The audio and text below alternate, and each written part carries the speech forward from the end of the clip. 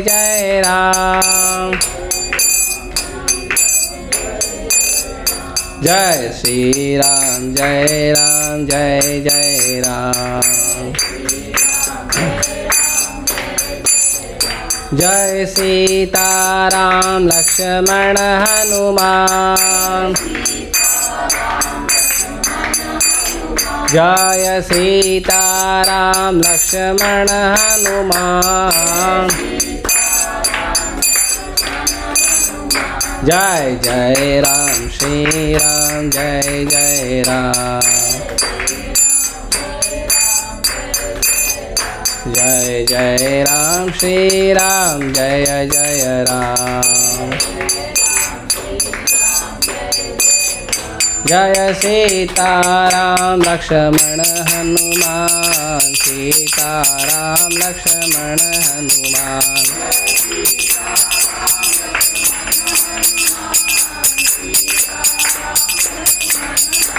जय राधा रस बिहारी राधा रस बिहारी राधे।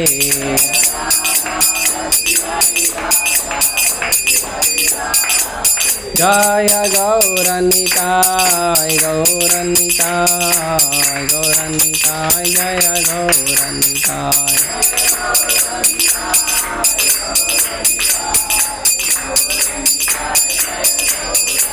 प्रभुपाद प्रभुपाद प्रभुपाद प्रभुपाद।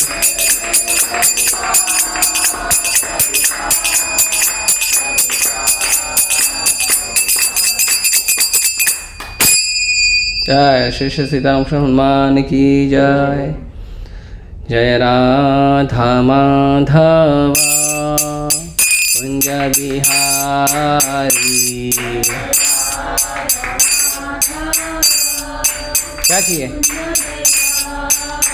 जय राधा माधव कुंज बिहारी।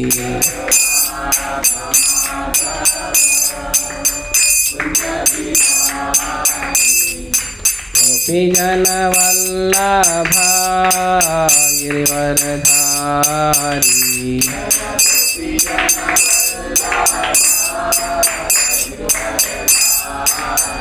जय गोपीजन वल्लभ गिरिवरधारी।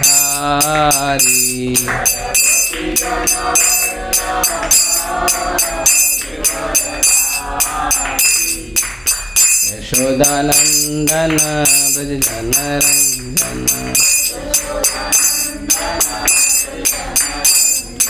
यशोदानंदन ब्रज जनरंजन।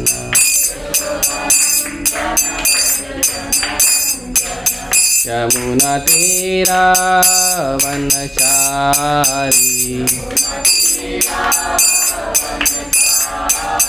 यमुना तीरा वनचारी।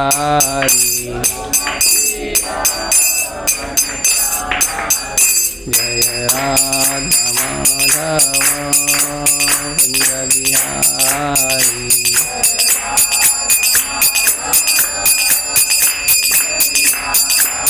जय राधा माधव कुंज बिहारी।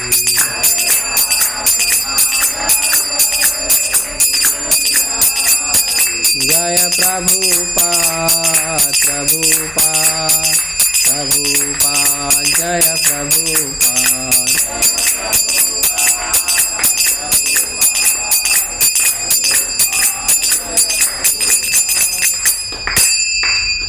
हरे नाम संकीर्तन की जय। हरे कृष्ण महामंत्र की जय। ओम नमो भगवते वासुदेवाय। ओम नमो भगवते वासुदेवाय। ओम नमो भगवते वासुदेवाय। ओम अज्ञानतिमिरन्धस्य ज्ञानाञ्जनशलाकया चक्षुरुन्मिलितं येन तस्मै श्रीगुरवे नमः। श्रीचैतन्यमनोभीष्टं स्थापितं येन भूतले स्वयं रूप कदा मह्यं ददाति स्वपदान्तिकं। वन्देऽहं श्रीगुरो श्रीयुतापदकमलं श्रीगुरून् वैष्णवांश्च श्रीरूपं साग्रजातं सहगण रघुनाथानुतं तं सजीवं साद्वैतं सावधूतं परिजनसहितं कृष्णचैतन्यदेवं श्रीराधाकृष्णपादान् सहगणललिता श्रीविशाखान्तां च नमामि विष्णुपादाय कृष्णपृष्ठाय भूतले श्रीमते भक्तिवेदान्त स्वामिनिति नामिने। नमस्ते सरस्वते देवे गौरवाणी प्रचारिणे निर्विशेष शून्यवादी पाश्चात्यदेशतारिणे। नमो विष्णुपादाय कृष्णपृष्ठाय भूतले श्रीमते भक्तिसिद्धान्त सरस्वतीति नामिने। श्रीवार्षभानवी देवी दयिताय कृपाब्धये कृष्णसम्बन्धविज्ञानदायिने प्रभवे नमः। माधुर्योज्ज्वल प्रेमाढ्य श्रीरूपानुगभक्तिदा श्रीगौरकरुणाशक्ति विग्रहाय नमोस्तुते। नमस्ते गौरवाणी श्रीमूर्तये दीनतारिणे रूपानुगविरुद्धा अपसिद्धान्तध्वान्तहारिणे। नमो गौरकिशोराय साक्षात् वैराग्यमूर्तये विप्रलम्बरसाम्बोधे पादाम्बुजाय ते नमः। नमो भक्ति विनोदाय सच्चिदानन्दनामिने गौरशक्तिस्वरूपाय रूपानुगवराय ते। गौराविर्भावभूमिस्त्वं निर्दिष्टा सज्जनप्रिय वैष्णवसार्वभौम श्रीजगन्नाथाय ते नमः। वाञ्छाकल्पतरुभ्यश्च कृपासिन्धुभ्येव च पतितानां पावनेभ्यो वैष्णवेभ्यो नमो नमः। नमो महावदन्याय कृष्णप्रेमप्रदायते कृष्णाय कृष्णचैतन्यनाम्ने गौरतुषे नमः। पंचतत्वात्मकं कृष्णं भक्तरूपस्वरूपकं भक्तावतारं भक्ताख्यं नमामि भक्तशक्तिकम्। हे कृष्ण करुणा सिंधु दीनबंधु जगतपते गोपेश गोपिकाकांत राधाकांत नमोस्तुते। जयतां सुतरुर्पङ्गो मम मन्दमतिर्गति मत्सर्वस्य पादाम्भोजो राधा मदन मोहनो दिव्यद्वृन्दारण्यकल्पद्रुमाधः श्रीमद्रत्नागार सिंहासनोत्तौ श्रीमद्राधाशीलगोविन्ददेवो प्रेष्ठालिभिसेवमानो स्मरामि। श्रीमान् रासरसारम्भी वंशीवट्टटे स्थितः कर्षन्वेणुसनैर्गोपी गोपीनाथाय श्रीयस्तु नः। तप्तकाञ्चन गौरांगी राधे वृंदावनेश्वरी वृषभानुसुते देवी प्रणमामि हरिप्रिये। जय श्री कृष्ण चैतन्य प्रभु नित्यानंद श्री अद्वैत गदाधर श्रीवासादि गौरभक्तवृंद। हरे कृष्णा कृष्णा कृष्णा हरे हरे हरे राम राम राम।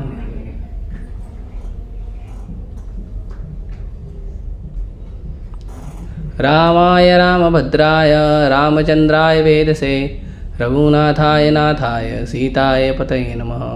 उद्भव स्थिति संहार कारिणि क्लेशहारिणि सर्वश्रेयस्करीं सीता ततोऽहं रामवल्लभम्। हरे कृष्ण। लगता है सिविल डिफेंस का टेंशन लोगों ने सीरियस ले लिया, होना भी चाहिए। तैयार रहना चाहिए हर समय। लेकिन प्रैक्टिस चाहिए प्रभु जी। प्रैक्टिस है ना। प्रैक्टिस किया नहीं तुमने, गलती किसका? हाँ, आज आप दोनों मिलके करना क्लास के बाद, ठीक है? डिशुम और आप दोनों करना। गुड्डू को टेंशन नहीं, वो हरिनाम करता है, वो बोलेगा हरे कृष्णा। ओके, तो सीता नवमी है। भगवान के जब भगवान लीला करते हैं, शिक्षा देने के लिए भगवान जब धरती पे आते हैं, तो भगवान अलग अलग अवतार में अलग अलग लीला करने आते हैं। जैसे ब्रह्मा जी कहते हैं, रामादि मूर्ति शुक्लानि में नितिष्ठन नाना अवतार अक्रोध भुवनेषु किंतु कृष्ण स्वयं समभवत परमः पुमान्यो गोविंदम आदि पुरुषम तमहम भजामि। तो ब्रह्मा जी कहते हैं, राम आदि मूर्तिषु, भगवान राम और भगवान राम के ही जैसे और बहुत सारे अवतार जो हैं वो भगवान लेते हैं। लेकिन कहते हैं कृष्ण स्वयं समभवत परमः पुमान्यो। लेकिन जितने भी अवतार भगवान लेते हैं उसमें जो कृष्ण है वो अवतार नहीं है।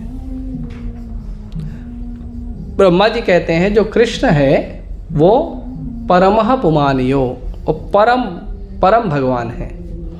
कृष्ण अवतार नहीं है, कृष्ण से ही सारे अवतार आते हैं। राम, नरसिंह, वराह, मत्स्य, कुरुम, जितने अवतार हैं वो कृष्ण से आते हैं।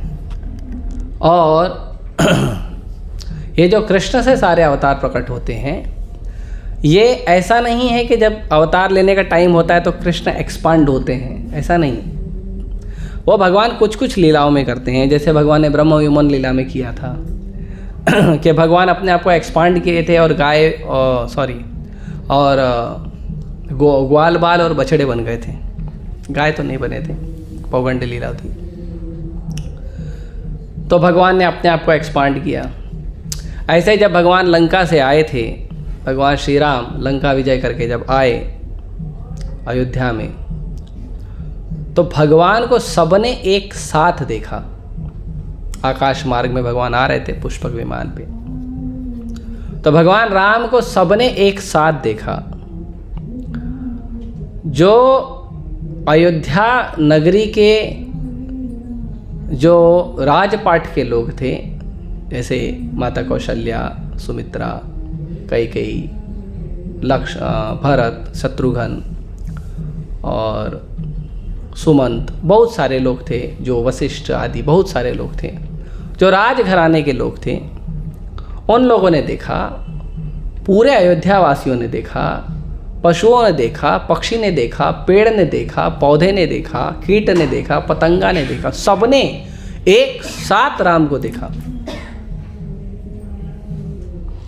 और सबने एक साथ एक ही समय पे यही इच्छा प्रकट की कि मैं सबसे पहले राम से मिलना चाहता हूं।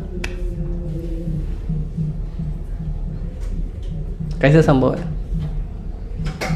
ऑर्डर होता है ना, कुछ सोशल ऑर्डर होता है। अब भगवान है, 14 साल सबने इंतजार किया, 14 साल। केवल राज पाठ के लोग ही नहीं, बल्कि समाज के लोग, पूरी अयोध्या, उसमें पशु पक्षी सब सूना हो गया था। भगवान गए थे तो अमावस्या की रात हो गई थी, कोई कुछ नहीं होता था। अभी मुंबई में तो पता नहीं चलता अमावस्या है क्या पूर्णिमा है ना, वो पता ही नहीं चलता है, क्योंकि कोई चांद की तरफ देखता ही नहीं है, सब अपने अपने चांद को देखते रहते है ना, वो भी टूट जाता है बाद में एकदम सब वीरान हो गया था, सुनसान हो गया था, जैसे प्राण निकल गए हो, एकदम सुनसान वीरान था। और अब जब राम को देखा सबने, एकदम से जैसे अभी प्राण आ गए हैं, जैसे कोई व्यक्ति कोमा में चले गया और उसके अचानक उसके हाथ पैर हिलने शुरू हो जाते हैं, प्राण आ जाते हैं, कैसा उत्साह हो जाता है सबके अंदर, प्राण आ गए, प्राण संचार हो गए, ऐसा लगा। सबने राम को देखा और सबने इच्छा प्रकट की कि मैं राम से सबसे पहले मिलना चाहता हूँ। जीवात्मा का स्वभाव है भगवान से जुड़ना, भगवान से प्रेम करना, और राम भी वैसे ही हैं। भगवान है, भगवान सबकी इच्छा पूरी करते हैं। भगवान का एक नाम है वरदराज। वरदराज मतलब वरदान देने में राजा है भगवान। जब भगवान नरसिंह देव के रूप में प्रकट हुए थे, तो भगवान ने पूछा प्रहलाद महाराज को, हिरण्यकशिपु का जो भी पोस्टमार्टम वगैरह करना था भगवान ने कर दिया। उसके बाद प्रहलाद महाराज को गोद में बिठाया, प्रहलाद महाराज ने माला पहनाया। भगवान अभी जो सिंह के रूप में, पशु के रूप में हैं, तो पशु प्रेम कैसे करता है? चाट के। तो नरसिंह देव प्रहलाद महाराज को चाट रहे थे और प्रेम कर रहे थे। और प्रहलाद महाराज को पूछा भगवान ने, बेटा क्या चाहिए? कुछ वरदान मांग लो। भगवान ऐसे है ना, आप भगवान आएंगे, आप नहीं मांगोगे तो भगवान को कंफर्टेबल फील नहीं होता है। कुछ तो मांग लो, मैं आया हूँ देने के लिए। तो प्रहलाद महाराज ने बोला कुछ नहीं चाहिए। अरे कुछ तो मांगो, इतना भक्ति किया। तो प्रहलाद महाराज ने कहा, मैं वणिक हूँ क्या, बनिया हूँ क्या? बनिया समझे हो? आपका भक्ति करूँगा, उसके बदले में कुछ चाहिए मुझे? कुछ नहीं चाहिए, ऐसे ही भक्ति करता हूँ, प्रेम है आपसे। तो प्रहलाद महाराज ने ऐसा बोला। तो नरसिंहदेव बोले, अरे मेरा नाम खराब हो जाएगा कि मैं प्रकट हुआ कुछ दिया नहीं, इसके लिए मांग लो। तब प्रहलाद महाराज बोले, क्या मेरे पिताजी इतना आपसे शत्रु करते थे, उनका कुछ उद्धार होएगा कि नहीं? अब नरसिंहदेव बोले हो गया ऑलरेडी, समझे? फिर प्रहलाद महाराज ने दूसरा वरदान मांगा कि संसार का एक एक जीव जब तक भगवत धाम वापस नहीं जाएगा, मैं धरती पे रहना चाहता हूँ।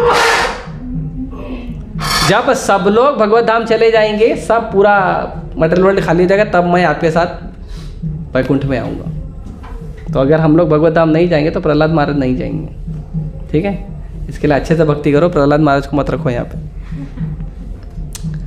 तो ऐसे ही भगवान राम, भगवान वरदराज हैं, भगवान वरदान देने में बड़े राजा हैं। तो भगवान एक साथ इतने सारे रूप बनाए और हर जीव को लग रहा था कि राम केवल उससे ही मिल रहे हैं। वो जीव दूसरे को दिख ही नहीं रहा था, वो दूसरे से राम मिल रहे हैं कि नहीं, वो सिर्फ राम को देखा, राम उस जीव को देख रहे हैं और वो जीव और राम गले मिल रहे हैं। ये अद्भुत लीला हुई थी। ऐसी एक लीला बलराम जी ने की थी। जब कालिया नाग का मर्दन हो रहा था तो उस समय जो ब्रज के प्राण ब्रजराज जब 100 फन वाले कालिया से लड़ रहे थे और उसकी केंचुली में बंधे हुए थे और ऐसा लग रहा था कि कालिया भगवान को डुबा रहा है, परेशान कर रहा है। भगवान तो स्टेज रेडी कर रहे थे, सब लोग आए तो डांस करूं।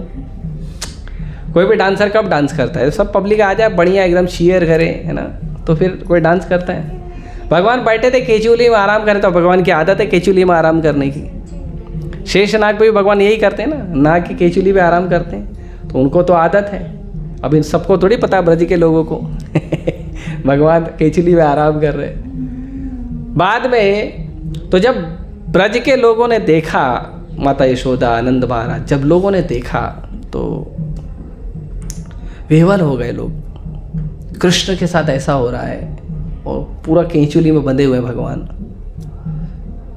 तो सब एक साथ दौड़े यमुना में कूदने के लिए, और यमुना का पानी जहरीला है। तो बलराम जी रोक रहे थे, लोग रुक नहीं रहे थे। तो बलराम जी ने क्या किया, जितने ब्रजवासी थे उतना रूप बनाया और सबको एक साथ पकड़ लिया। तो भगवान अपना विस्तार करते हैं, लेकिन कुछ लीलाओं में, सब लीलाओं में नहीं करते। तो भगवान श्री राम सबको मिले थे एक साथ। बाद में सबसे मिलके हो गया, सब शांत हो गए। उसके बाद में भगवान ने ऑर्डर फॉलो किया। सबसे पहले जाके माता कैकेयी को मिले थे, सबसे पहले। क्यों? क्योंकि भगवान राम कैकेयी को ही माँ बोलते थे। भगवान राम कैकेयी को माँ बोलते थे। भगवान यशोदा, कौशल्या माता को माँ नहीं बोलते थे, उनको बड़ी माँ बोलते थे। क्योंकि भगवान राम को सबसे ज़्यादा प्रेम कैकेयी माता करती थी। इसीलिए कैकेयी माता ने भगवान को वनवास भेजा। क्योंकि भगवान को वनवास क्यों जाना है ये कैकेयी माता को पता था। कैकेयी माता ने भेजा। तो जब विश्वामित्र मुनि जब पहली बार आए अयोध्या में, अयोध्या का मतलब होता है जिसको कोई जीत न सके। योध्या मतलब जिसको जीता जाए, अयोध्या मतलब जिसको नहीं जीता जा सके। तो अयोध्या ऐसी नगरी है जिसको कोई जीत नहीं सकता। अभी वो बेचारे मुगल लोग ने भी थोड़ा ट्राई किया था, एक मस्जिद बना दिया था, कोई जीता, फिर तो राम मंदिर बन गया, है ना। भगवान का जो घर है वो हमेशा वैकुंठ ही होता। थोड़ा कुछ लोग खेल लेते हैं, उसका मतलब थोड़ी कि ले लेगा। तो अयोध्या में जब पहली बार विश्वामित्र मुनि आए तो विश्वामित्र मुनि आके बोले कि मैं यहीं तपस्या करता हूँ कुछ दूरी पे, और असुर लोग बहुत परेशान करते हैं। तो असुर लोग बहुत तंग करते हैं, इसके लिए मुझे आप लोगों से सुरक्षा चाहिए।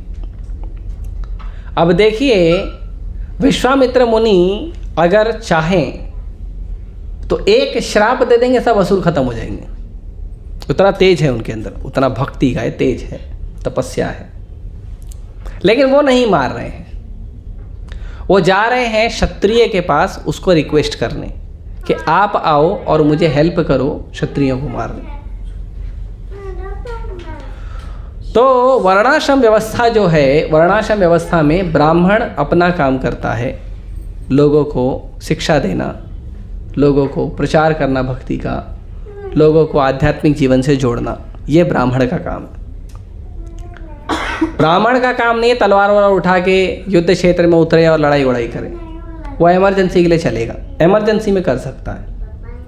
जैसे भगवान परशुराम ने किया, ब्राह्मण पुत्र थे, लेकिन अब जरूरत पड़ा तो क्या करें, उस समय कोई क्षत्रिय नहीं था, योग्य क्षत्रिय, तो भगवान परशुराम ही तलवार लेके निकल गए, परशु रह के निकल गए। क्षत्रिय का काम है समाज की रक्षा करना, और ख़ास करके जो लोग समाज में लोगों को कृष्ण भक्ति के मार्ग में जो लोग बाधा डालते हैं उनको रोकना या उनका वध करना या उनको दंड देना, ये क्षत्रिय का काम।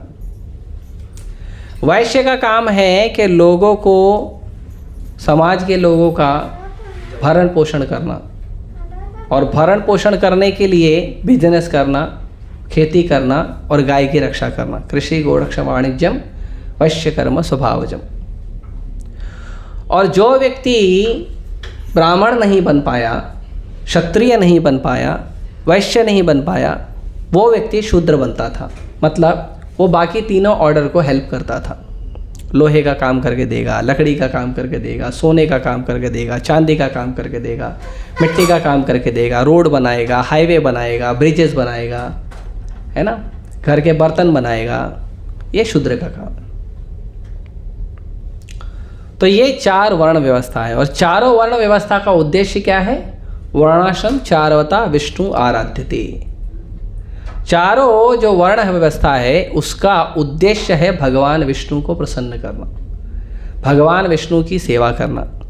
मतलब ब्राह्मण अपना ब्राह्मण का काम करे, क्षत्रिय क्षत्रिय का काम करे, वैश्य वैश्य का काम करे, शूद्र शूद्र का काम करे, लेकिन उद्देश्य होना चाहिए भगवान की सेवा। ये बाद में कुछ लोगों ने प्रचार कर दिया, नहीं नहीं नहीं, शूद्रों को तो पानी पीने का अधिकार नहीं था, नहाने का अधिकार नहीं था, मंदिर में जाने का अधिकार नहीं। ये सब बोगस लोग हैं, सब झूठ बोलते हैं, सब पॉलिटिकल वाले। जब रामानुजाचार्य, ये तो अंग्रेजों के टाइम पे लोगों ने प्रचार कर दिया कि शूद्रों को वैल्यू नहीं दिया जाता था। रामानुजाचार्य कोल भील को प्रचार किए, आज से 1100 साल पहले। हम लीला सुने रामानुजाचार्य की, कोल भील लोगों को प्रचार किया, आदिवासी लोगों को प्रचार किए। वो तो गए नहीं थे ब्राह्मण ढूंढने के लिए, उल्टे ब्राह्मणों ने उनका विरोध किया था। भक्ति सिद्धांत महाराज सबको प्रचार करते थे। भक्ति सिद्धांत महाराज का मर्डर करने के लिए कितनी कॉन्स्पिरेसी हुई थी। प्रभुपाद जी ने सबको प्रचार किया। प्रभुपाद जी ने तो मलेच्छों को, चांडालों को भी प्रचार किया। तो प्रभुपाद जी को लोग जो है विदेशी संस्था करके इस्कॉन का नाम दे दिया। इतना ईर्ष्या करते हैं लोग कि उनका दुकान बंद हो जाएगा ना, इसके लिए। तो ये चारों वर्ण का, चाहे शूद्र हो, चाहे वैश्य हो, चाहे क्षत्रिय हो, चाहे ब्राह्मण हो, उसका काम है भगवान की सेवा। तो वैश्य जो क्षत्रिय है, क्षत्रिय का काम है भगवान के सेवा करना। कैसे करना? जो धर्म के कार्य के लिए, भक्ति के कार्य के लिए जो लोग उत्पात मचाते हैं, उसमें व्यवधान डालते हैं, बाधा डालते हैं, उन लोगों से समाज की रक्षा करना। आजकल उल्टा हो गया। आजकल आप तिलक लगाओगे तो सरकार आपको परेशान करती है, कंठी पहनोगे तो सरकार परेशान करती है, मंगलसूत्र पहनोगे तो निकलवा देते हैं एग्जाम के हॉल के बाहर, हाँ, कलावा पहनोगे तो कटवा देते हैं स्कूल में। मूर्ख है सब, सब अपराध कर रहे हैं, सब पाप कर रहे हैं, फुल स्पीड में नरक में जा रहे हैं। तो विश्वामित्र मुनि गए और उन्होंने कहा कि मुझे क्षत्रियों से सुरक्षा की सहायता चाहिए, और ये सुरक्षा की सहायता जो है मुझे क्षत्रियों से चाहिए, तो मैं चाहता हूँ आप सहायता करो। तो महाराज दशरथ बोले, yes I am ready. Dashrath का मतलब है जिसका रथ जो है 10 दिशाओं में चलता है। 10 दिशा मतलब उत्तर, दक्षिण, पूरब, पश्चिम, 4, और इन चारों दिशाओं के 4 कोने, और एक ऊपर एक नीचे। तो दशरथ महाराज का जो रथ है वो 10 दिशाओं में चलता था। इतने शक्तिशाली थे, बहुत शक्तिशाली थे दशरथ महाराज। लेकिन अननेसेसरी लड़ाई नहीं करते थे। ऐसे नहीं क्षत्रिय हूँ तलवार निकाला हल्ला बोल, नहीं ऐसा नहीं करते। तो दशरथ महाराज के पास आए तो दशरथ महाराज शक्तिशाली थे, बोले चलो किससे लड़ाई करना। दशरथ महाराज के को शब्द वेदी बाण भी आता था कि अगर दुश्मन नहीं दिखाई दे रहा, खाली दुश्मन की आवाज़ सुनाई दी तो बाण मार देंगे, मर जाएगा वो।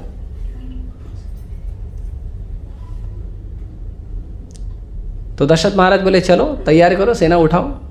विश्वामित्र मुझे बोले मुझे नहीं चाहिए आप। मैं नहीं चाहिए, फिर कौन चाहिए?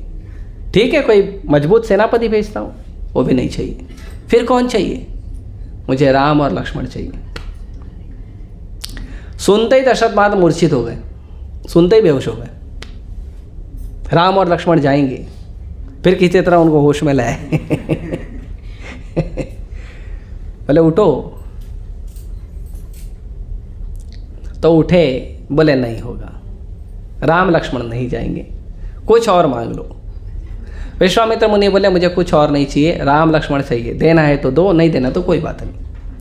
पहले लोग साधु लोग से डरते भी थे, अभी गुस्से में शराब दे दिया तो हरि बोल हो जाएगा। तो इसके लिए लोग ठीक है कोई बात नहीं सेवा करते थे। तो बड़ा दुखी हो के राम लक्ष्मण को भेज दिए। बोले ये सुकुमार हमारे छोटे छोटे बच्चे हैं, 14 साल के लगभग कुछ होंगे, छोटे छोटे बच्चे हैं, आप इनको लेके जा रहे हो, हम कैसे रहेंगे? और ये क्या लड़ेंगे छोटे बच्चे, ये नहीं लड़ सकते ना। अभी तो अस्त्र शस्त्र चलाना तो सीख गए थे, क्षत्रिय के बच्चे 5 साल की उम्र से युद्ध करना सीख जाते हैं। तो विश्वामित्र बोले आप चिंता मत करो, मैं हूं ना गुरु, मैं देख लूँगा। तो गुरु क्या करते हैं, शिष्य को लड़ना सिखा देते हैं। द्रोणाचार्य ब्राह्मण थे, लेकिन पूरे कौरव वंश को, कौरव वंश में पांडव भी आते हैं, पांडव भी कौरव वंश ही थे। महाराज कुरु की परंपरा में ही पांडव और धृतराष्ट्र के पुत्र आए हैं, धार्तराष्ट्र। तो विश्वामित्र मुनि बोले आप चिंता मत करो, मैं सिखा दूंगा। विश्वामित्र मुनि लेके गए, उनको अस्त्र शस्त्र सिखाए, उनको दिव्य अस्त्र दिए। दिव्य अस्त्र क्या होते हैं? आप हाथ में जल लो, मंत्र पढ़ो, अस्त्र प्रकट हो जाता है। अस्त्र आपके पास नहीं है, आप हाथ में जल लो, मंत्र पढ़ो, अस्त्र प्रकट हो जाएगा। ऐसे दिव्य अस्त्र होते हैं। वो दिखेगा नहीं, आप निहत्थे हो ऐसा लगेगा, लेकिन तुरंत बाण मार के निकल जाओगे, है ना? ऐसा अच्छा रहेगा ना। बैग में रखने का टेंशन नहीं, फोन लेके तुनीर घूमेगा, मोबाइल लेके घूमने का टेंशन होता है आज। है ना? तो विश्वामित्र मुनि ने सब दिया। फिर वहाँ उन्होंने बताया कि देखो यहाँ पे असुर उत्पात मचाते हैं, ऋषि मुनि यज्ञ करते हैं तो असुर उत्पात मचाते हैं। कोई जब यज्ञ होता है तो वो लोग क्या करते थे, उसमें मलमूत्र डाल देते थे यज्ञ में, उसमें पीप डाल देते थे, खून डाल देते थे, हड्डी डाल देते थे। ऋषि मुनियों को बाण मार देते थे। कुछ कुछ ऋषि मुनियों को उठा के लेके खा जाते थे और खा के हड्डी हड्डी फेंक देते थे, और हड्डी का पहाड़ हो गया था। इतना ऋषि मुनि मार दिया था उन्होंने, असुरों ने। यह असुरों का काम यही रहता है, साधु को परेशान करना। तो भगवान राम बोले ठीक है अभी आएगा ना, आवाज़ देना। तो आए, तो ताड़का, सुबाहु, मारीच ये सब आए। तो भगवान ने पहला वध जो किया वो स्त्री का किया।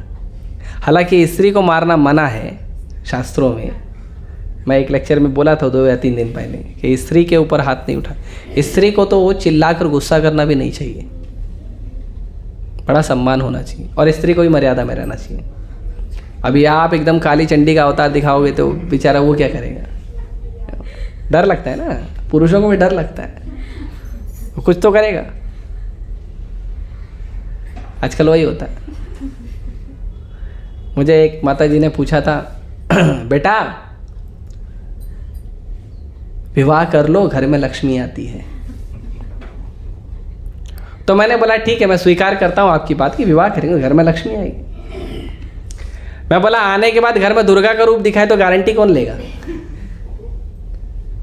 कोई एक व्यक्ति एक पेपर पे लिख के दो कि हम गारंटी लेते हैं लक्ष्मी आएगी, लक्ष्मी ही रहेगी। दुर्गा बन के तो हम गारंटी लेते हैं, हम उसको समझाएंगे। एक आदमी पेपर पे लिख के दे तो मैं विवाह करने को तैयार हूँ। मैंने मना नहीं किया। आप यकीन मानो लड़की के परिवार वालों ने गारंटी नहीं ली। हमारे पक्ष की तो बात ही छोड़ दो, वो लड़की के परिवार वालों ने गारंटी नहीं ली। उनको मालूम है ना कौन सा तूफान हमारे घर में है। ठीक है, जो बता रहा हूँ गुस्सा हो जाओगे आप लोग। लेकिन व्यक्ति का चरित्र उसका स्वभाव बताता है। ताड़का असुर स्वभाव में थी, शूर्पणखा असुर स्वभाव में थी, पूतना असुर स्वभाव में थी। तो यदि कोई आसुरी स्वभाव को प्राप्त किया है तो उसको मार दिया भगवान ने। इसीलिए भगवान ने ताड़का को मारा। सबसे पहला वध स्त्री का, भगवान श्री कृष्ण ने पहला वध स्त्री का ही किया, पूतना, पहला विकेट। तो ताड़का को मारे, सुबाहु को मारे, मारीच को बाण मारे। मारीच 400 किलोमीटर दूर जाके गिरा।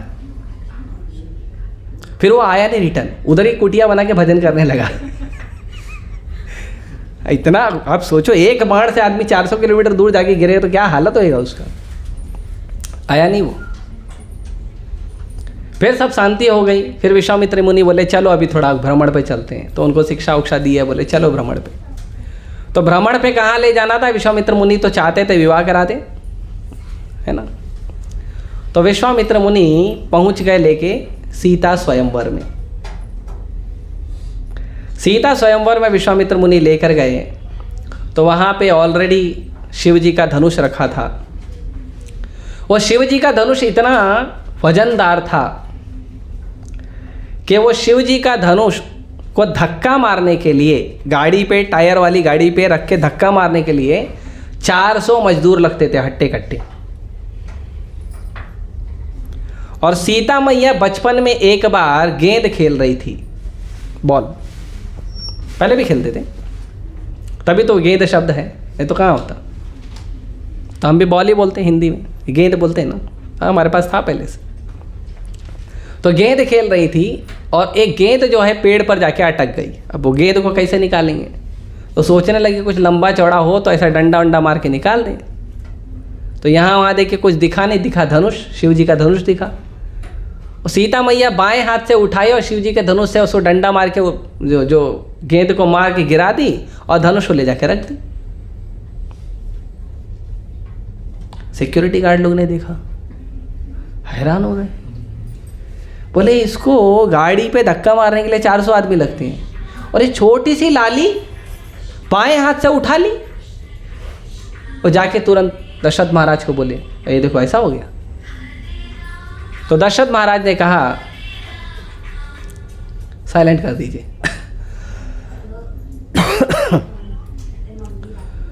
तो दशरथ महाराज ने कहा कि ठीक है, मेरी बेटी का भी विवाह उससे होगा जो मेरी बेटी से थोड़ा शक्तिशाली हो। प्रभु जी जनक महाराज। हाँ, जनक महाराज ने कहा, समझ गए, धन्यवाद। ऐसे करेक्शन देते रहना चाहिए, ज्ञानी लोग बैठेंगे तो आशीर्वाद मिलते रहता है, धन्यवाद। तो जनक महाराज को जब जाके बताए तो जनक महाराज ने कहा कि मेरी बेटी से भी थोड़ा शक्तिशाली कोई होना चाहिए। जनरली स्त्री का जो विवाह है वो ऐसे पुरुष से करना चाहिए जो उससे 1+1 हो, एटलीस्ट थोड़ा सा उससे तगड़ा हो। नहीं तो वो रूप दिखाएगी तो फिर संभालने वाला होना चाहिए ना। अब थोड़ा +1 रहेगा तो रूप नहीं दिखाएगी ना, थोड़ा लाज करेगी। अभी आजकल तो कुछ फ़र्क नहीं पड़ता, मॉडर्न हो गए सब, इतना मॉडर्न हो गया कि बेचारे लड़के शादी करने के लिए डर रहे हैं आजकल। पता नहीं ड्रम मिल जाए तो लड़की के घर में। सब केस मालूम है आप लोगों को। तो ठीक है, तो जनक महाराज ने घोषणा कर दी। तो इसीलिए सीता स्वयंवर में पूरी पृथ्वी के सारे बड़े बड़े क्षत्रिय आए थे सीता से विवाह करना। रावण भी आया था सीता से विवाह करने, रावण भी आया था विवाह करने, और बाकी सब क्षत्रिय भी आए थे। तो सब लोगों ने ट्राई किया, सब लोग उठाए, अपना भुजाओं का बल दिखा रहे थे। रावण ने भी बल दिखाया। तो रावण ने पूरा बल दिखा के धनुष के नीचे हाथ डाल दिया था। बहुत वजन था धनुष, बहुत वजन, शिव जी का धनुष। वो उठाने का प्रयास किया, उतने में उसका हाथ चपड़ गया धनुष के अंदर ही, और इतना जोर से चिल्लाया, वो बहुत जोर से रोया। रावण नाम क्यों पड़ा पता है उसका? उसका ओरिजिनल नाम किसी को पता है? रावण का ओरिजिनल नाम क्या था? सुना था कहीं, भूल गया। नहीं, दशानन दशीष तो वो अलग नाम था। इसको पता है क्या नाम है? वो एक बार गया था कैलाश उठाने, तो शिव जी को प्रसन्न करा था। भक्त आया है तो भगवान थोड़ी मना करेंगे, तो भक्त लोग कभी कभी भगवान से खेलते भी, तो शिव जी ठीक है कोई बात नहीं खेलो। वो क्या किया, खेलते खेलते शिव जी के कैलाश सहित उठाने लगा। अब भगवान शिव जी त्रिभुवनेश्वर है, त्रिभुवन के स्वामी हैं। भुवनेश्वर करके भगवान की का एक शिवलिंग भी है, वो उड़ीसा में पड़ता है। शिव जी भुवनेश्वर है, पूरे ब्रह्मांड के स्वामी हैं। उनका कितना वजन होगा, ये कैलाश के साथ उठाने लगा। तो शिव जी ने अपने अंगूठे से ऐसे थोड़ा सा दबा दिया। तो पहले तो खाली कैलाश का भार था और हल्का फुल्का शिव जी जो साधारण मनुष्य के रूप में तपस्या कर रहे वो, लेकिन जब शिव जी ने अपना ओरिजिनल भार से केवल एक अंगूठे का लगाया तो वो कैलाश भी दब गया, उसके नीचे रावण का हाथ भी चपड़ गया। तो बहुत रोया तब पगला की तरह, तो इसके लिए उसका नाम पड़ गया रावण। रावण मतलब जो खुद भी रोता है दूसरों को भी रुलाता है, उसका नाम रावण है। बहुत रोया था जोर से, रोदंती इति रावण।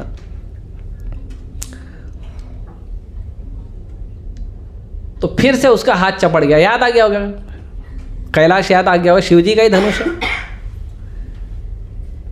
तो फिर उसने भी छोड़ दिया। जनक महाराज बड़े दुखी हुए, सारे राजा ट्राई कर लिए, कोई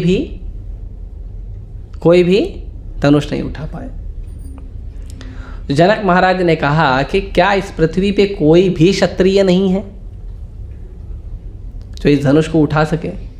और सारे राजा जब हार गए तो जो राजा लोग आए थे, जो भी विवाह करने के लिए क्षत्रिय आए थे, सब जनक महाराज को गाली दे रहे थे। ऐसी कोई शर्त रखता है क्या?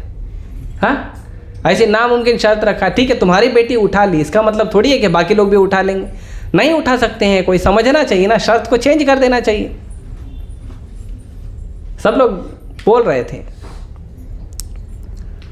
जनक महाराज बोले, और विश्वामित्र मुनि बोले, मैं वहीं बैठे थे। विश्वामित्र मुनि बोले, देखो अभी तक राम और लक्ष्मण ने ट्राई नहीं किया है।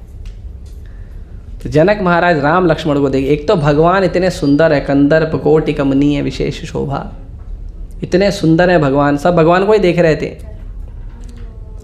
और भगवान का उसमें स्निग्ध मुस्कान होती है, और कमल के पंखुड़ियों जैसी भगवान की सुंदर आँख है, घुंघराले बाल हैं, पीतांबर वस्त्र है, वैजंती माला है।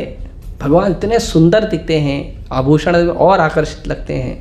आप देखो विग्रह में भगवान इतने सुंदर दिखते हैं, एक प्रतिरूप जो भगवान का विग्रह बना है उसमें इतने सुंदर। आप सोचो अगर आप उस विग्रह पे ही अच्छे से ध्यान लगाओगे तो वो विग्रह ही आपको कितना आकर्षित कर लेगा। हमको तो करता है, अभी हम जाते हैं भगवान के सामने, जब देखते हैं तो मोह जाते हैं हम लोग।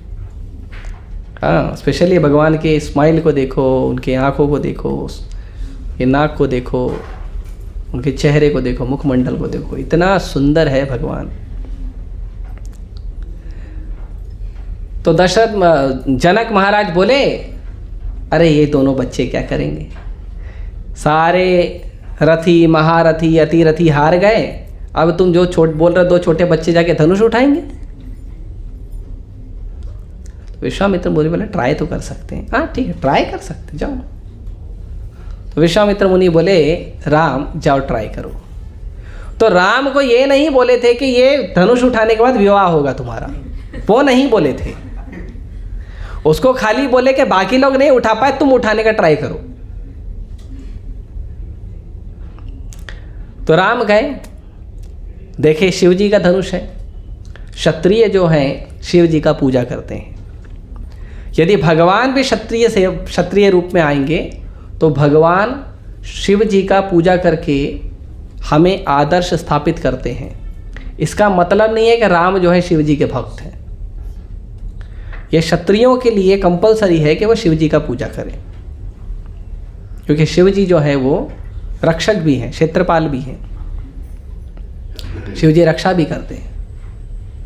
तो क्षत्रिय जो हैं जनरली शिव जी का पूजा करते हैं, सेवा करते हैं। तो शिव जी का धनुष है, तो भगवान गए, भगवान ने धनुष को प्रणाम किया, धनुष का परिक्रमा किया, फिर धनुष को प्रणाम किया, फिर बाएं हाथ से भगवान ने धनुष को उठा लिया। कैसे उठाया पता है? तो बताते हैं, जैसे छोटा हाथी का बच्चा, हाथी का छोटा बच्चा जैसे गन्ने को उखाड़ लेता है, वैसे भगवान ने धनुष को उठा लिया। अब छोटे से हाथी के बच्चे को कोई मुश्किल है गन्ना निकालना? नहीं ना, ऐसे भगवान ने धनुष उठा लिया। दूसरा उदाहरण देते हैं कि जैसे एक छोटा सा बच्चा कमल के फूल को पानी से निकाल ले। कैसे मुश्किल है? वो छोटे बच्चे के लिए मुश्किल है? नहीं, लेकिन निकाल लेते हैं। भगवान ने वैसे उसको उठा लिया। उसके बाद प्रत्यंचा चढ़ानी थी, उसका जो डोरी है वो चढ़ाना था, तो भगवान उसको ऐसे खींचे और डोरी चढ़ाने लगे। उतने में जोर से आवाज आया, डूम, और धनुष टूट गया। तो जब भगवान ने धनुष उठा लिया तो सब हैरान हो गए, ऐसे कैसे उठा लिया? सब हैरान हो गए। और जब टूटा तो और ज़्यादा हैरान हो गए, क्योंकि वह धनुष दिया गया था परशुराम जी को। परशुराम जी धनुष रखे गए थे तपस्या करने मंदार पर्वत पे। तो सब और टेंशन में आ गया, अब तो परशुराम जी आएंगे, अब क्या करें? और परशुराम जी छोड़ दिए थे जनक महाराज और दशरथ महाराज को, क्योंकि ये धार्मिक थे। ये भी राजा थे लेकिन धार्मिक राजा थे, ये गड़बड़ नहीं करते थे। जो दुष्ट राजा थे उनको मारा था भगवान परशुराम ने, सबको नहीं मारा थे। तो इनको छोड़ दिया था। अब इनके यहाँ पे टूट गया धनुष, सब टेंशन में। तो धनुष टूट गया तो चलो ठीक है, टूट गया, अभी विवाह कर लेते, बाद में देखेंगे। परशुराम जी आएंगे, उनको भी प्रसाद वसाद दे देंगे प्रणाम करके, माफी मांग के। तो जनक महाराज बड़े प्रसन्न हुए, सीता मैया प्रसन्न हुई। सीता मैया एक दिन पहले, स्वयंवर के एक दिन पहले ही भगवान राम और लक्ष्मण पहुंच गए थे। तो सीता मैया एक दिन पहले ही देख ली थी भगवान को, और भगवान भी देख लिए थे। तो एक दिन पहले ही दोनों एक दूसरे को मोह लिए थे। अब वो इटर्नल है, लक्ष्मी नारायण है, शाश्वत लक्ष्मी नारायण एक दूसरे के तो लीला करने आए धरती पे। सीता मैया ही प्रसन्न हो गए, सब प्रसन्न हो गए। जनक महाराज बोले अब तो विवाह होगा, खुश हो गए, आए। तो जब भगवान राम को पता चला कि ये तो विवाह का काम था, ये धनुष तोड़ने का तो कंडीशन था, तो विवाह करना है, भगवान ने तुरंत मना कर दिया, मैं विवाह नहीं करूंगा। जब भगवान ने मना किया मैं विवाह नहीं करूंगा, पूरा जो क्षत्रिय आए थे वो भी दुखी हो गए, और जो पूरा राजपाट था सब दुखी हो गए, एक व्यक्ति को छोड़ के सब दुखी हो गए। कि एक ही तो कंडीशन था, धनुष तोड़ना या धनुष के ऊपर प्रत्यंचा चढ़ाना, वही तो एक कंडीशन था। वो कंडीशन पूरा हो गया और कंडीशन पूरा करने वाला बोलता विवाह नहीं करूंगा, कैसे चलेगा? नहीं होगा ना। तो जनक महाराज बहुत चिंता में हो गए, सब चिंता में हो गए। एक व्यक्ति लेकिन खुश था, एक व्यक्ति, बस एक व्यक्ति, बाकी सब दुखी थे। पूरी राज्यसभा में एक व्यक्ति प्रसन्न था, बाकी सब दुखी। कौन था वो बताए? नहीं, हाँ हाँ, सीता मैया। सीता मैया बड़ी प्रसन्न हुई, yes this is the man. ऐसा पुरुष होना चाहिए। सीता मैया ऐसा पुरुष चाहती थी जिसमें 3 गुण हो। एक, वो निडर और साहसी हो, भय ना हो। अब भगवान राम तो खुद भक्त भयहारी हैं, उनको कौन सा भय सताएगा? जो कालों के भी काल है। हनुमान जी जाके रावण को समझाते हैं, रामचरितमानस में ऐसा उसका उल्लेख है, जाके डर अति काल डराई, जो सुर असुर चराचर खाई। हाँ, उससे आप जो है वो विद्रोह मत करिए, लड़ाई मत करिए। तो भगवान श्री राम जो है वो कालों के भी काल हैं, डर के भी डर हैं। एक तो निडर और साहसी। साहसी मतलब एक बार बोले गए धनुष उठा लिए, यानी अरे देखो कोई नहीं उठाया मैं कैसे उठाऊँगा, ऐसा नहीं। आपको बोला go and try, go and try. कभी कभी लोग डर जाते हैं, नहीं प्रभु जी ऐसा सब लोग नहीं कर पाए, हम कैसे करेंगे। ऐसा नहीं डरना चाहिए, हमें साहसी होना चाहिए, हर चीज़ में साहसी होने। कोई नहीं कर पाया, मैं भी ट्राई करता हूँ, नहीं कर पाए, ट्राई तो करेंगे।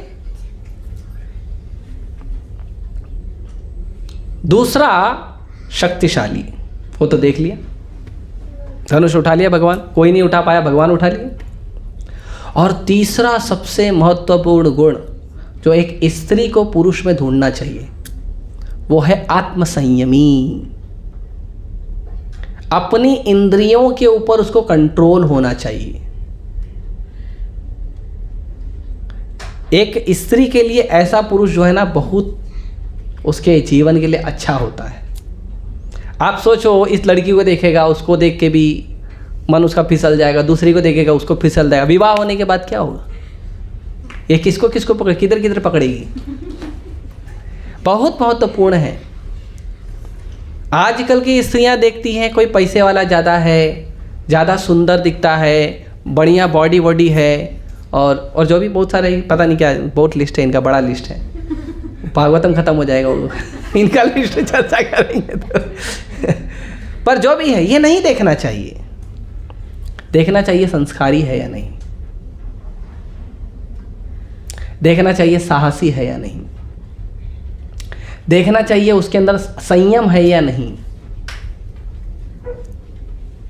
आजकल तो रील्स बनाते हैं लोग, और उनके रील को जो लाइक करता है, उनके रील्स पे जो सुंदर सुंदर कमेंट करता है, उनको बड़ा भा जाता है। जो व्यक्ति इतने आसानी से आकर्षित हो जाता है वो कहीं भी आकर्षित हो जाएगा।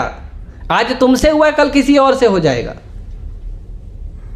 ऐसे व्यक्ति को अपने जीवन में क्या करोगे लेके? आप चल रहे हो मार्केट में, वो किसी और को देख रहा है, होगा ना, और होता ही है। संयम नहीं, क्योंकि गुरुकुल का ट्रेनिंग किसी को नहीं है। इसीलिए हम कहते हैं यदि पुरुषों को विवाह भी करना है ना, कम से कम इस्कॉन में आइए, 3 साल 5 साल ब्रह्मचारी बनिए, उसके बाद जाइए। उससे क्या होगा, आप आत्मसंयम सीखोगे। एक अच्छा गृहस्थ भी बनना है तो ट्रेनिंग ब्रह्मचारी का लेना जरूरी है। जब आप आत्मसंयमी बनोगे, धन का लालच नहीं होगा, नाम का लालच नहीं होगा, बेकार में यहाँ वहाँ फालतू चर्चा नहीं करोगे, समय बर्बाद नहीं करोगे, भक्ति करोगे, घर में माता पिता पति पत्नी का सेवा करोगे, उनको भगवान की सेवा में लगाओगे, और अपने ऊपर कंट्रोल होगा। यहाँ वहाँ फिजूल का घूमोगे भटकोगे नहीं पागलों की तरह, दारू नहीं पियोगे। बहुत बड़ा चैलेंज है आज लड़की लड़का ढूंढना। लड़का तो छोड़ो, लड़कियों का भी चैलेंज है। दारू पीने वाला नहीं होना चाहिए, गुटखा खाने वाला नहीं होना चाहिए, रात भर पार्टी करने वाला नहीं होना चाहिए, पैसे बर्बाद करने वाला नहीं होना चाहिए। ये सब देखते हैं, ये सब देखने की चीज़ है, देखना पड़ रहा है। क्यों? क्योंकि जनरली लोगों में यही गुण दिख रहे हैं। तो आत्मसंयमी सीता मैया बड़ी प्रसन्न हुई, बोली यही मेरे लायक लड़का है। जनक महाराज बोले अच्छा ठीक है, आप विवाह अभी नहीं करोगे, ये तो बता दो आपके विवाह की क्या कंडीशन है। तो भगवान बोले बस पापा से पूछ लो। देखो मैं घर पे बोल कर नहीं आया हूं कि मैं विवाह करने जा रहा हूं। आजकल तो लड़के चले जाते हैं घर पे डायरेक्ट, मम्मी तुम्हारी बहू। ऐसे नहीं, भगवान राम गए थे, ये थोड़ी बोल के गए थे कि जाऊंगा विवाह करके आऊंगा। विश्वामित्र मुनि बोले नहीं थे दशरथ महाराज को कि बेटे को लेके जा रहा हूं विवाह कराने, नहीं बोले थे। तो भगवान राम जो हैं वो बोले पिताजी से पूछ के आओ। बस पिताजी से पूछे, चारों भाई की शादी चारों बहनों से हो गई एक साथ। तो वो बहुत सुंदर अलग लीला है। उसके बाद विवाह हो के आने के बाद कुछ समय के बाद महाराज दशरथ को ऐसा लगा कि मुझे रिटायरमेंट ले लेना चाहिए, अब मुझे राजपाट छोड़ देना चाहिए और बच्चों को दे देना चाहिए। ये भाव होना चाहिए मन में। स्पेशली जो लोगों की उम्र 50 हो गई है ना, आप लोगों को रिटायरमेंट ले लेना चाहिए और भजन पे ध्यान देना चाहिए। पैसा कमाने पे ध्यान मत दीजिए। अरे पैसा कमाते कमाते 50 साल तक तो आपका कुछ हुआ नहीं, आगे कैसे होगा? कमाते कमाते निकल गया ना, 50 साल की उम्र निकल गई ना, जो भी 15 साल 20 साल 30 साल कमाए, देखा ना पैसा कमा के कुछ हुआ नहीं जीवन में, फिर क्यों कमाने के पीछे पड़े हो? बुद्धू हो। 50 साल हो गया, छोड़ देना चाहिए पैसे कमाने का भाव, भक्ति पे ध्यान दीजिए। थोड़ा बहुत रोटी आ रहा है, 6 घंटा 8 घंटा काम करने, बस हो गया। बाकी बच्चों को मौका दीजिए। माँ बाप बच्चे को ही 30 साल तक बच्चे को ही उसको दुलार करते रहते हैं, उसका लाड़ प्यार करते रहते हैं, बच्चा निकलता निठल्ला। क्यों? क्योंकि उसको तुमने ट्रेनिंग नहीं दिया, तुमने उसको आगे नहीं बढ़ाया, तुमने उसको समाज में डाला नहीं संघर्ष करने के लिए। रिटायरमेंट लेना चाहिए। आजकल बूढ़े लोग रिटायरमेंट लेते नहीं, जवानों को नौकरी मिल नहीं रही है और लोग बोलते बेरोजगारी है। आप देखो कितने सारे 50+ लोग हैं जो नौकरी कर रहे हैं, जॉब कर रहे हैं, धंधा चला रहे हैं। अरे दे दो ना बच्चों को, उनको अभी अपना जीवन जीने दो, उनको हेल्प करो। आप घर में बैठ के उनको बताओ, हेल्प करो, समझाओ। पिता को या समाज के बड़े लोगों को, जो नौजवान हैं, उनके लिए मार्गदर्शन देने वाला व्यक्ति बनना चाहिए, ना कि मैं कमा रहा हूं तू बैठ के खा। ये नहीं करना चाहिए। फिर बाद में अचानक एक दिन बोलेंगे कितना दिन कमाऊंगा मैं, तू कमा के खिला। अरे कुछ सिखाया ही नहीं उसको, कैसे कमाएगा? स्कूल की पढ़ाई करके सर्टिफिकेट एक पेपर मिला उस पर कमाएगा? नहीं, दे देना चाहिए जिम्मेदारी। हमारे नेता लोग भी ऐसा ही हैं, जब तक गोली से ना मार दिया जाए तब तक कुर्सी नहीं छोड़ते हैं वो। ऐसे तो नेता लोग हैं, क्या करें? दे देना चाहिए। नौजवान बच्चों को दो, संभालो। आप उनका मार्गदर्शन करिए। आप बड़े हो, पिता हो, समाज के बड़े हो, गुरु हो, मार्गदर्शन करिए, उसको समझाइए, उसको सिखाइए, आगे बढ़ाइए। वो सीखेगा। 50 साल 55 साल हो गया, वो भी रिटायरमेंट लेगा, नए लोगों को मौका देगा। दशरथ महाराज का ये पहले इसको कहते हैं 5 साल से लेके 25 साल तक ब्रह्मचारी जीवन, 25 साल से लेके 50 साल तक गृहस्थ जीवन, 50 साल के बाद 50 साल और एक कितना होता है? हिंदी में बोलो 51। वन मतलब जंगल, सीधा जंगल में जाओ। 51 52 वन, जाओ वन।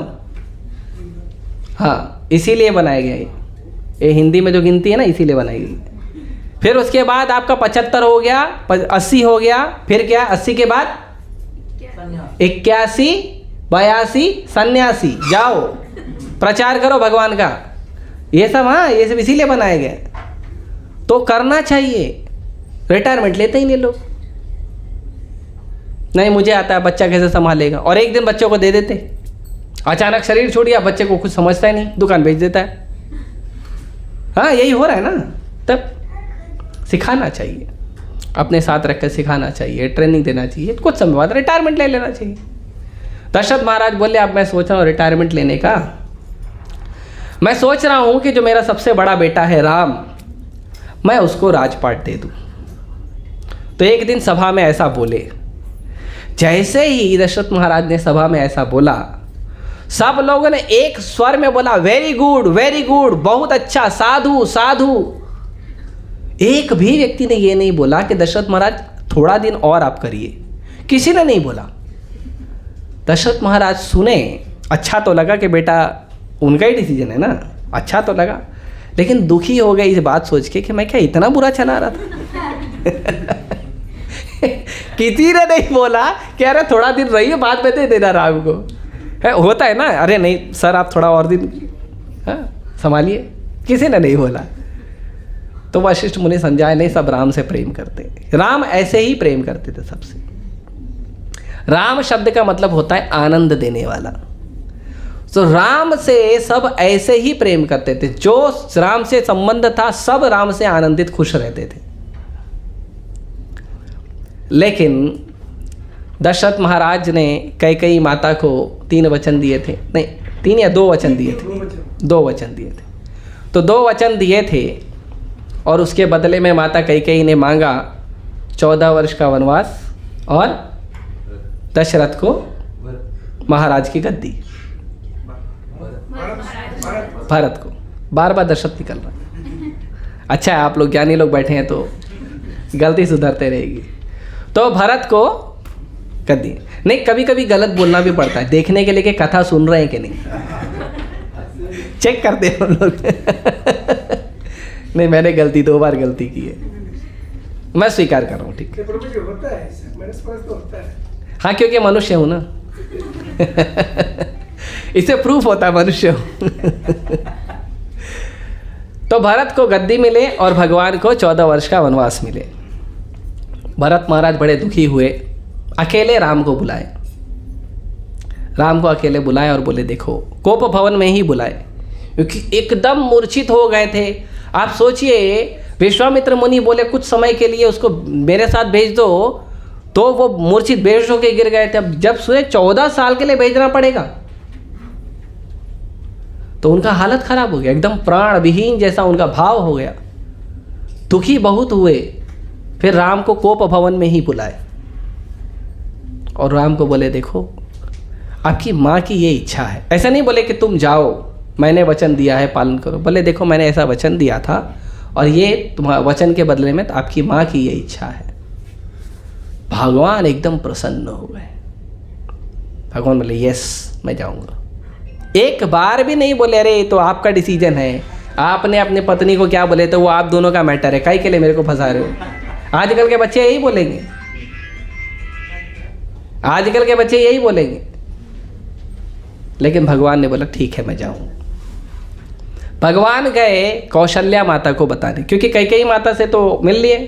फिर गए कौशल्या माता जी को बताने कि मैं जो हूँ वो कुछ वर्षों के लिए मैं वन में जा रहा हूँ। तो वन में क्यों जा रहे हो? तो कहे कि पिताजी मुझे राजपाट देना चाह रहे थे ना, तो पिताजी ने मुझे वन विभाग दिया है, फॉरेस्ट डिपार्टमेंट। देखो, इतना समझाने का भी तरीका होता है, शैली होता है। आप रामायण महाभारत शास्त्र पढ़ते हो ना, ये सब चीज़ें सीखने मिलती हैं कि व्यक्ति को दुख ना लगे ऐसा बोलो। भगवान जाके बोल देते हैं देखो, अरे वो कैकेयी मम्मी है ना, हमारी कैकेयी माँ है ना, उसने वचन दिया था, पिताजी ने हाँ बोल दिया। अभी वो हमारे कुल की जो कुल की परंपरा है, प्राण जाए वचन ना जाए, उसके वजह से मुझे 14 वर्ष के लिए वनवास भेज रहे हैं। अब ठीक है, जाना पड़ेगा, पापा ने बोला है तो बस तुमको इन्फॉर्म करने आया हूँ। ऐसा नहीं बोला। भगवान ने क्या बोला? कुछ दिनों के लिए पिताजी का इच्छा है कि मैं वन में जाऊँ। तो माँ बोली अरे वन में कैसे जाओगे, वन में नहीं जाओ आप। तो भगवान बोले अरे कुछ नहीं, 4-10 साल की बात है, मैं वापस जल्दी आ जाऊँ। ऐसा नहीं बोले 14 साल जाना है। और 14 साल में भी पहले 10 साल नहीं बोले, पहले बोले 4 साल और 10 साल की बात है। 4 और 10 14। गलत भी नहीं बोल रहे हैं, है?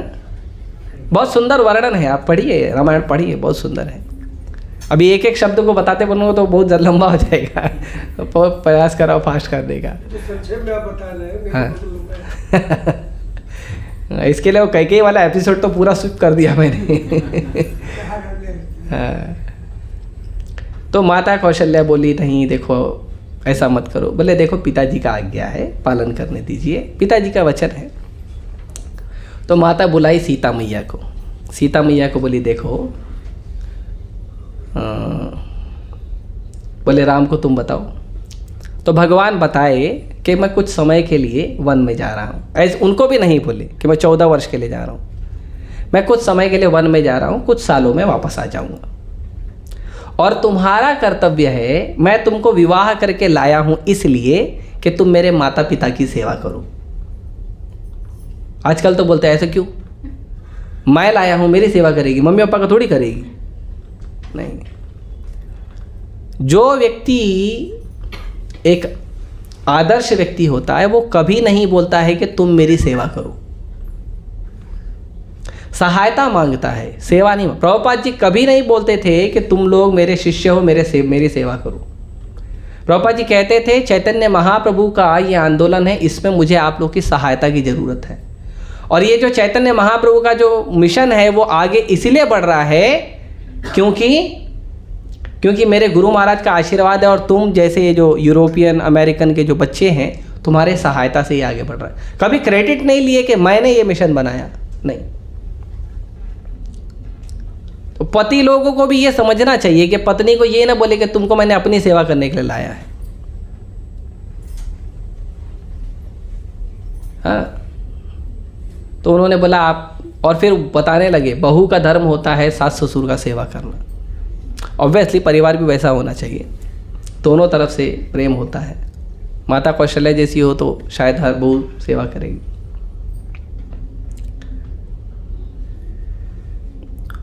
तो सीता माता को समझाने लगे, देखो जंगल में जाएंगे, जंगल में कभी कभी ज़रूरत से ज़्यादा धूप होती है, ज़रूरत से ज़्यादा बारिश होती है, ज़रूरत से ज़्यादा ठंडी होती है, कंकड़ पत्थर चुभ जाते हैं, कभी कभी तेज़ हवाएं चलती है, असुर मिल जाते हैं, राक्षस मिल जाते हैं, निशाचर मिल जाते हैं। निशाचर तो आदमी को पकड़ के खा जाते हैं। कहाँ कहाँ तुमको लेगा, तुम्हारा इतना कोमल पैर है। सीता मैया का पैर इतना कोमल था कि पूरे महल में गद्दा बिछाना पड़ा था।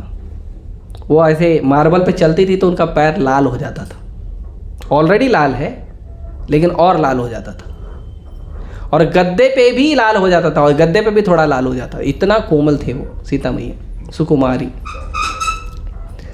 तो समझा रहे थे, तो सब समझाए। तो माता सीता ने बोला देखो पत्नी का धर्म होता है पति के हर कार्य में साथ देना, उसको अर्धांगिनी कहते हैं। अर्धांगिनी का मतलब ये नहीं होता है कि पति के पास जितना सुख है उसका आधा ले ले और दुख न ले, नहीं, सुख और दुख दोनों के लिए अर्धांगिनी। मिला कुछ, गए थे, खत्म। तो सुख और दुख दोनों के लिए है। आजकल तो बोलते हैं हम यहाँ पे आए थे हमारी ये इच्छाएं पूरी करने, वो हुई नहीं। इच्छा पूरी करने आप आए हो, बचपन से आज तक आपकी सारी इच्छाएं पूरी हुई हैं? नहीं ना। तो फिर पति क्यों चाहता है कि पत्नी से उसकी सारी इच्छाएं जो उसने रखी थी वो पूरी हो, और पत्नी क्यों चाहती है कि जितनी इच्छाएं मैं पति के लिए रखी थी वो पूरी हो? बचपन से आज तक सारी पूरी हुई है। आपने माँ से जो इच्छा रखा था पूरा हुआ, पिताजी से जो रखा था पूरा हुआ, भाई बहन से जो रखा था पूरा हुआ, टीचर जो रखा था पूरा हुआ? नहीं हुआ ना। तो क्यों पूरा का पूरा बिल पति और पत्नी पे फाड़ देते हो? और कभी कभी बोलते हैं बचपन से तो कुछ पूरा नहीं हुआ, नहीं मुझे लगा तुम पूरा करोगे, तुम भी रिटर्न लेने के लिए। नहीं, दोनों बांटना चाहिए, सुख दुख दोनों बांटना चाहिए, उद्देश्य बांटना चाहिए। हमें हर वस्तु बांटना चाहिए। पति पत्नी का संबंध ऐसा होता है। तो माता ने कहा कि मैं दोनों बांटने के लिए आई हूँ, अगर आप वन में जाओगे तो मैं भी आपके साथ वन में जाऊँगी। तो भगवान बोले अरे मुझे तो पिता की आज्ञा, तुमको थोड़ी मेरे पिताजी ने आज्ञा दी है। तो माता बोली देखो भक्त भगवान को कैसे फंसाते हैं। भक्त भी है ना भगवान को ऐसे फंसा देते हैं, और भक्तों के अंदर ये टैलेंट होता है भगवान को फंसाने का, और कोई नहीं कर सकता। असुर लोग सोचते हैं भगवान को फंसा देंगे, भगवान असुर को फंसा देते हैं। लेकिन भगवान सोचते हैं भक्तों को फंसाने का, भक्त भगवान को फंसा देता है। तो भगवान बोले मेरे को तो पिताजी ने आज्ञा दी है, तुमको कौन किसने आज्ञा दी है? तुमको किसी ने आज्ञा दी है? तुम देखो, या तो अगर तुमको नहीं ठीक लग रहा है, तुमको ऐसा लग रहा है ससुराल में तुम कंफर्टेबल नहीं है, तो मायके चले जाओ, मैं वापस आऊँगा तो आ जाना। सीता मैया बोली आपके पिताजी ने आज्ञा दी है आपको वन में जाने की, और मेरे पिताजी ने आज्ञा दी है आपके साथ रहने की, तो मैं वन में आ रही हूँ। बहुत समझाए भगवान, नहीं मानी। फिर बोले चलो अब ठीक है। तो सीता मैया जो हैं वो त्याग समर्पण उसका प्रतिमूर्ति हैं। एक आदर्श स्थापित किया उन्होंने कि किस तरह से हर सुख दुख में साथ देना चाहिए। पति पत्नी दोनों को हर सुख दुख में साथ होना चाहिए, अमीरी हो गरीबी हो, जैसी परिस्थिति हो साथ में रहना चाहिए। आजकल तो अलग अलग न्यूज़ आ रही है, अब बहुत सारी न्यूज़ है बताएंगे तो टाइम हो जाएगा। तो माता सीता भी गई वन में, लेकिन माता सीता क्योंकि भगवान राम एकदम बोल रहे थे नहीं नहीं मैं तुमको नहीं ले जाऊंगा, तुमको कौन संभालेगा। जब माता सीता को बोला भगवान ने कि तुमको कौन संभालेगा, इतने सुकुमारी हो, तुमको तकलीफ होगा, ये होगा, मैं तो जैसे तैसे रह लूँगा, तुम कैसे रहोगी? तो सीता मैया ने एकदम कठोर वचन बोला था। सीता मैया ने कहा कि मुझे नहीं पता था कि मेरे पिताजी पुरुष के शरीर में एक स्त्री से मेरा विवाह कर देंगे। मतलब स्त्रियां ही बोलती है ना, कौन संभालेगा तुमको, मैं थोड़ी संभालने वाला हूँ। तो भगवान, अब क्षत्रिय है ना, क्षत्रिय को कोई ऐसा बोले तो। खाली ध्रुव महाराज को इतना बोला था, ध्रुव महाराज की सौतेली माँ ने, कि तू मेरे गर्भ से पैदा होगा तो ही पिताजी की गोद में बैठेगा। उतने में वो महल छोड़ के चले गए जंगल में तपस्या करने। हाँ, इतना क्रोध आया भगवान को। भगवान बोले कोई बात नहीं, मैं इसका उत्तर दूंगा तुमको। फिर वन में चलने शुरू किए। तो ये जो मुंबई है, ये मुंबई से लेकर नासिक तक ये पूरा दंडकारण्य वन था, मुंबई से लेकर नासिक तक। तो भगवान ये पूरा पैदल गए हैं यहाँ से। तो ये धाम है। तो वन में गए, नासिक में पंचवटी बनाए, दंडकारण्य वन में गए, और भी भगवान है, और कई जगह घूमे।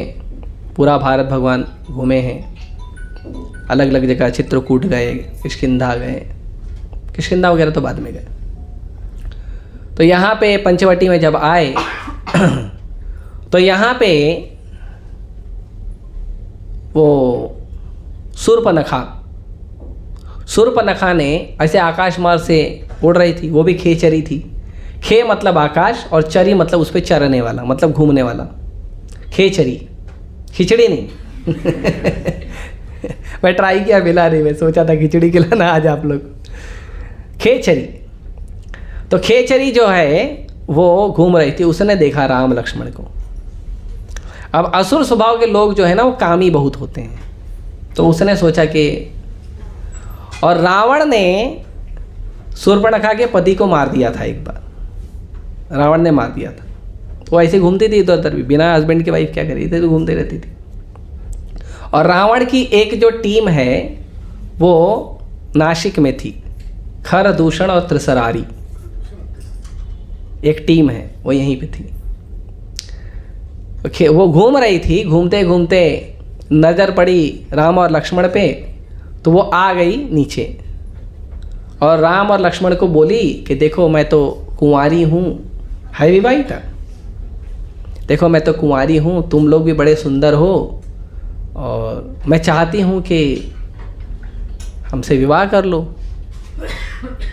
लेकिन इसमें एक भाव है कि शूर्पणखा ने भगवान राम को कहा कि तुम्हारा और मेरा तो एक ही प्लान है,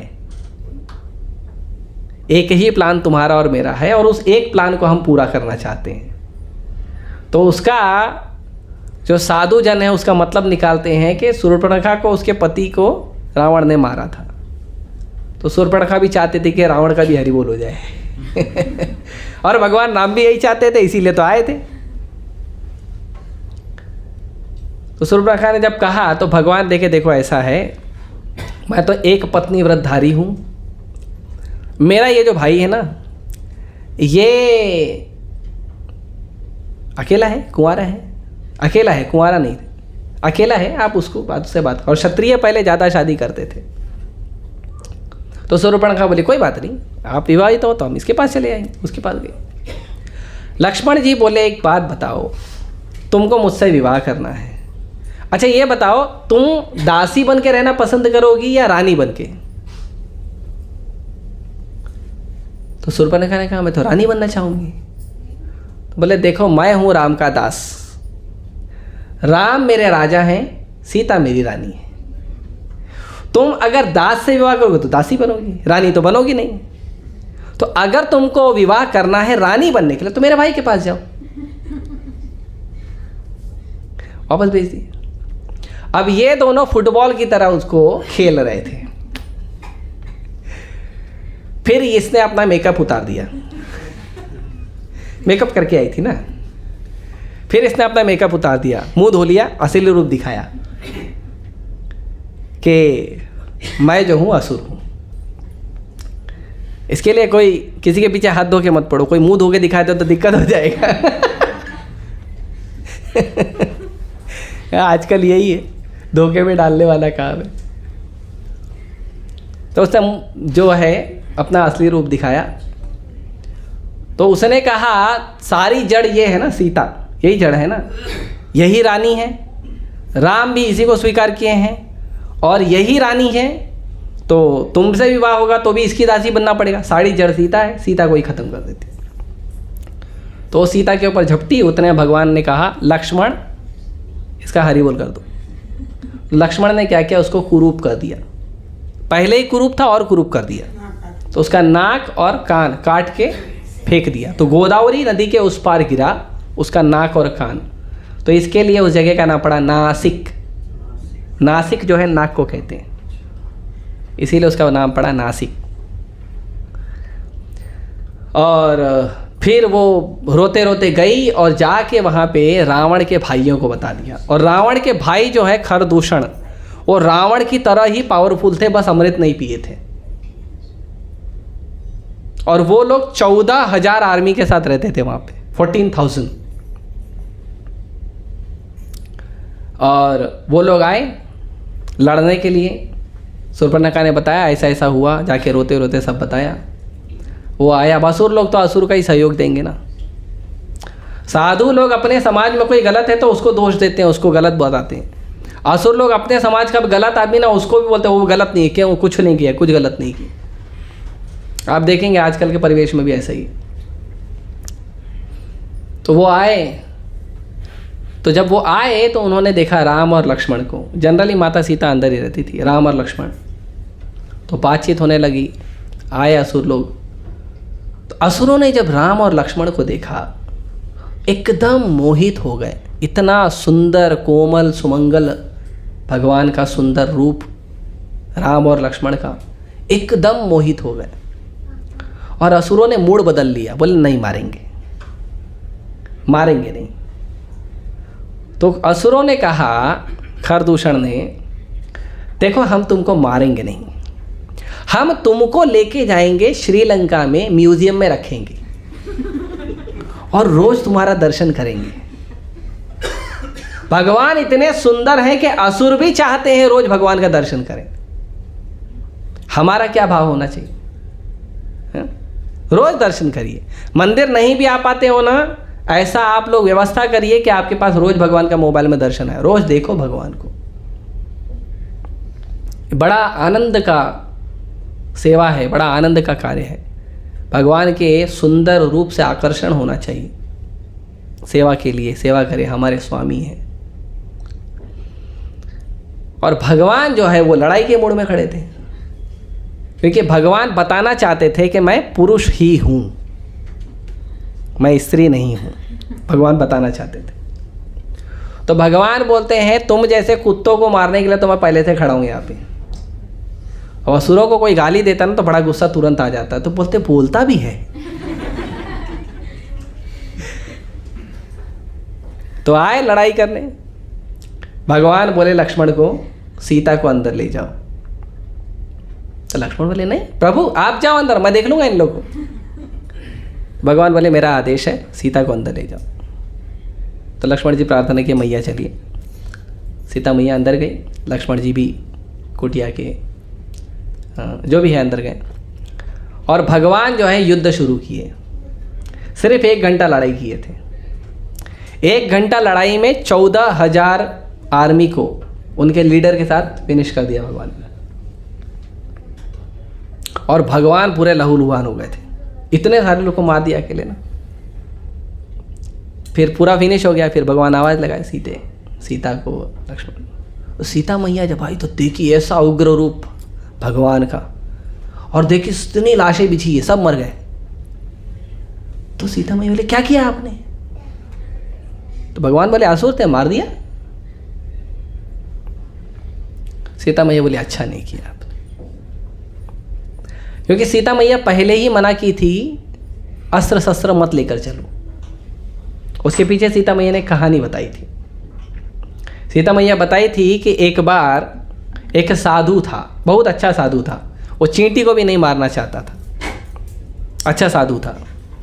एक राजकुमार एक बार क्या किया, अपनी तलवार साधु के पास रखा और साधु को बोला, देखो आप बस इस तलवार को हमेशा अपने साथ रखना, ये मेरी बहुत प्रिय तलवार है और मैं कुछ दिनों में वापस आ जाऊंगा। तो साधु जहां भी जाता था तो तलवार को साथ ले जाता था, क्योंकि उसने वचन दिया था। तो जब तलवार हाथ में है तो भी कुछ ना कुछ तो करेगा ना आदमी।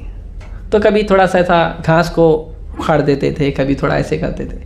ऐसे करते करते करते करते वो साधु जो है वो तलवार चलाने वाला बन गया और वो कई लोगों का वध कर दिया उसने। तो सीता मैया बोली, वन में जा रहे हो, तपस्या करने जा रहे हो, तो ये अस्त्र शस्त्र क्यों लेके जा रहे हो? इसको मत लेके चलो, क्योंकि आप लेकर चलोगे तो किसी को मारोगे जरूर।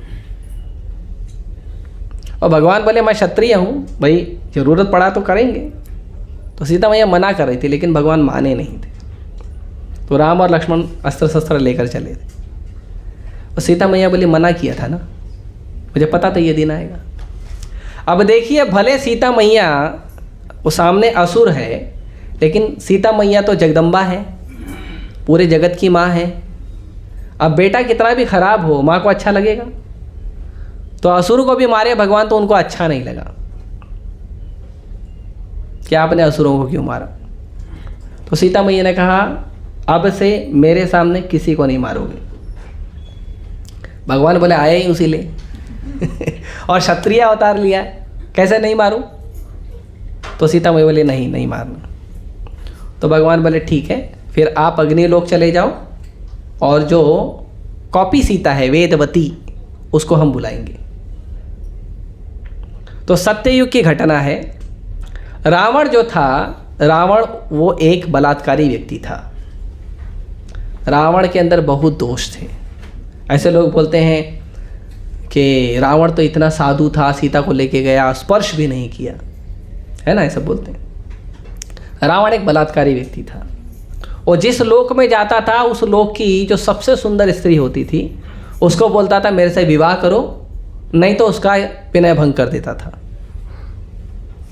मतलब उसका बलात्कार कर देता था। तो एक बार हिमालय में एक ऋषि जो है वो वेद पढ़ रहे थे। उनके वेदों के उच्चारण इतने पवित्र थे कि उनके वेदों के उच्चारण से एक पुत्री प्रकट हो गई।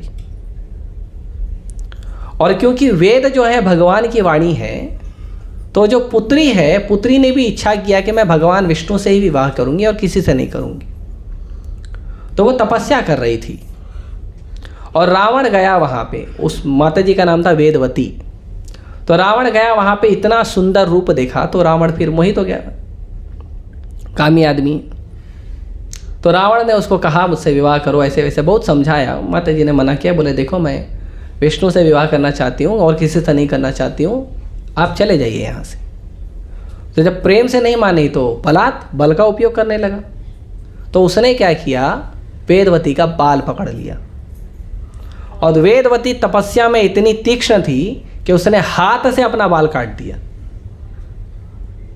और रावण को कहा कि ये शरीर तुमने अपवित्र कर दिया मेरा, तुम्हारे गंदे हाथ लगा के, तो अब ये शरीर नहीं रहेगा मेरा।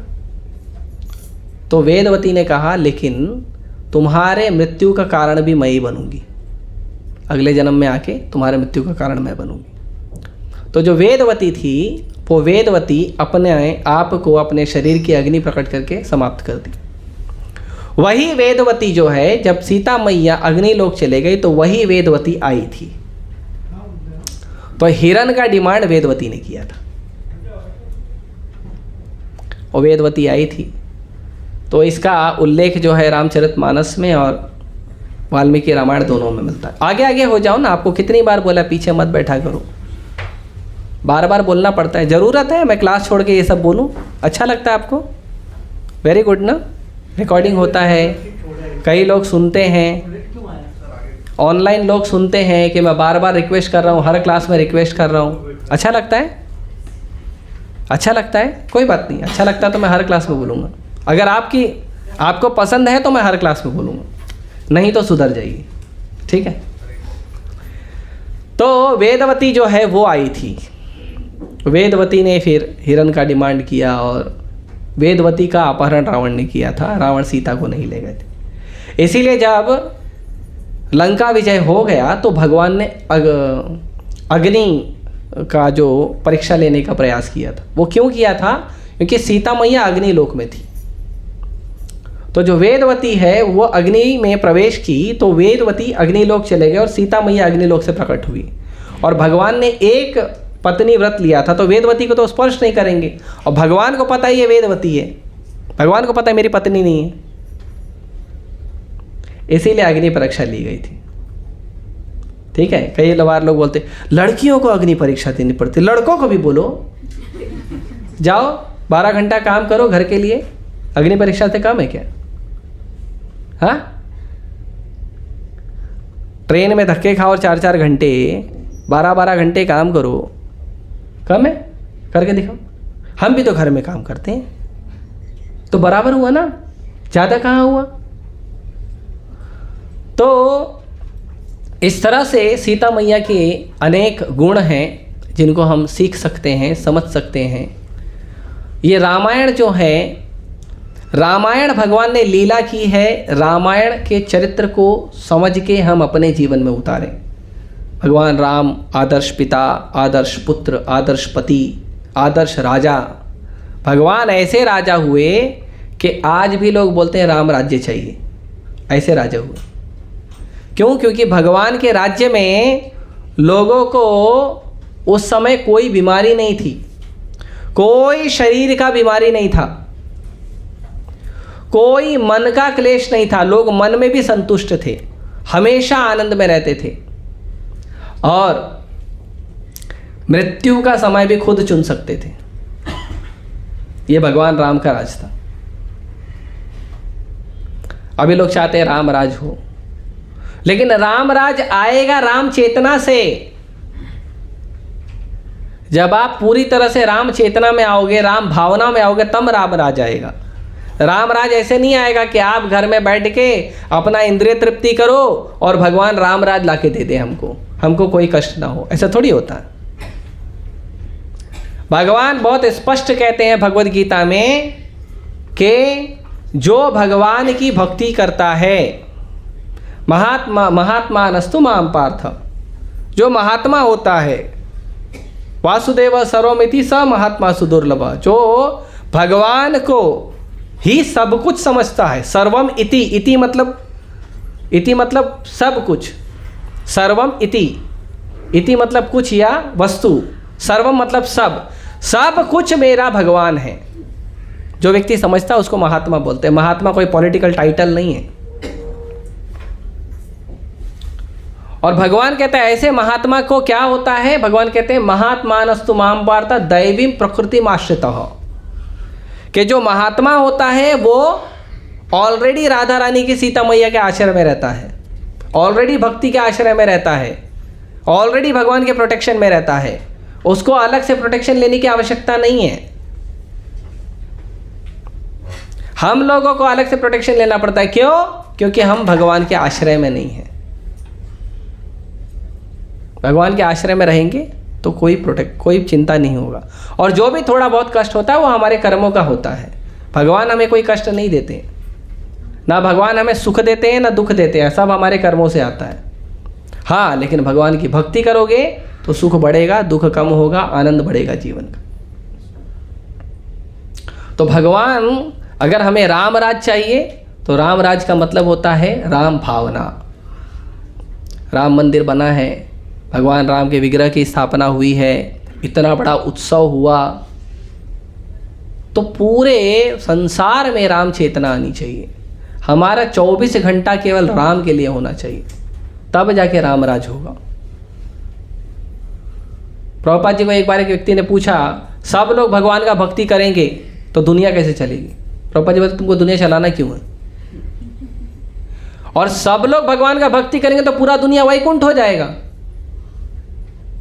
तो फिर टेंशन की बात क्या है? ना क्लेश, ना कष्ट, ना कुछ नहीं होगा, सब आनंद में रहेंगे, भगवान का भक्ति करेंगे, भगवान का सेवा करेंगे। तो राम राज्य का मतलब राम भावना।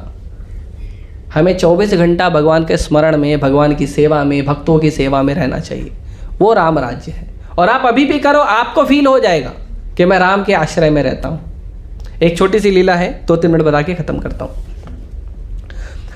चैतन्य महाप्रभु संन्यास लेने के बाद एक बार गए थे साउथ इंडिया।